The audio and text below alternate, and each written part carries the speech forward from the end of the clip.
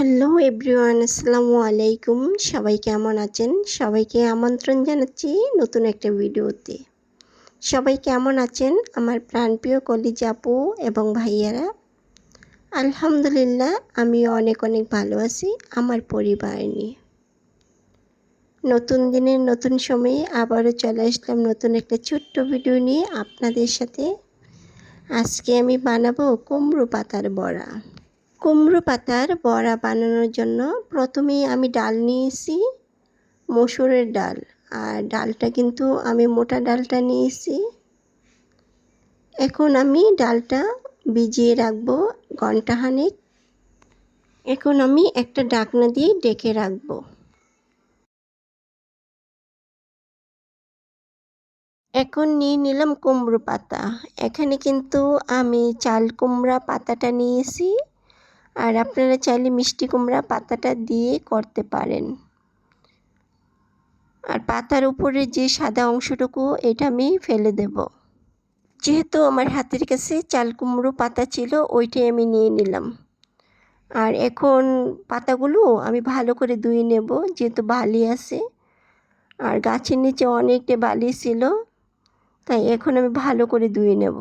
এদিকে কুমড়ো পাতা পরিষ্কার করতে করতে আমি আমার আপুমণি ভাইদেরকে আরও একবার স্মরণ করে দিতেছি, যারা ভিডিও দেখতেছেন এখনও পর্যন্ত লাইক দিতে ভুলে গেছেন, প্লিজ কষ্ট করে আপনার এই মূল্যবান লাইকটা দিয়ে দিবেন আমার কলিজা আপু এবং ভাইয়ারা।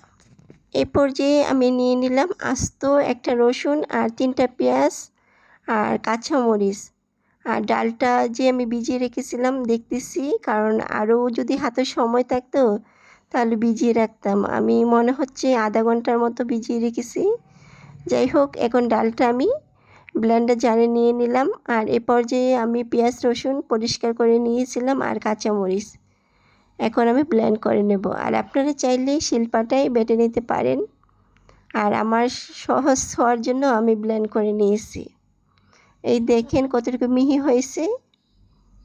এখন আমি নিয়ে নিলাম একটা বাটিতে। এই পর্যায়ে আমি সব মশলা অ্যাড করে দেব।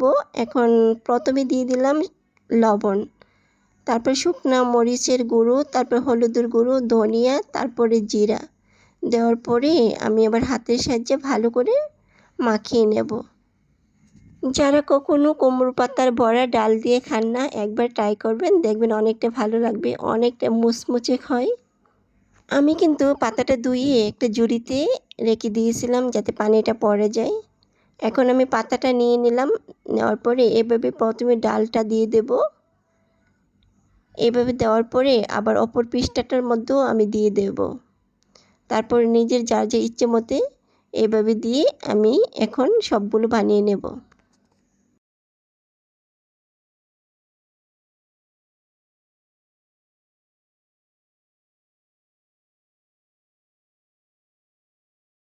এই তো সবগুলো আমি বানিয়ে নিয়েছি একই রকমভাবে।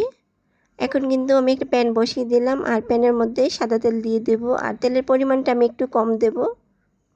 এইগুলো আজকে আমি ডুবো তেলে ভাজবো না, এভাবে ভাজবো। এভাবে ভাজলে একটু মুচমুচে হয়। আর চুলাটা আমি একটু মিডিয়াম লোতে রেখে দেব যাতে পুড়ে না যায়, আস্তে আস্তে এটা ভাজা হয়ে যাবে।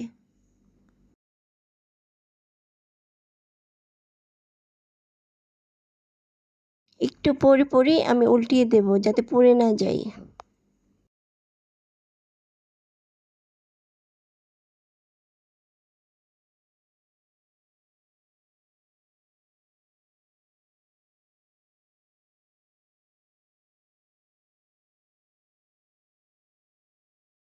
আমি সবগুলো এভাবে ভেজে নেব।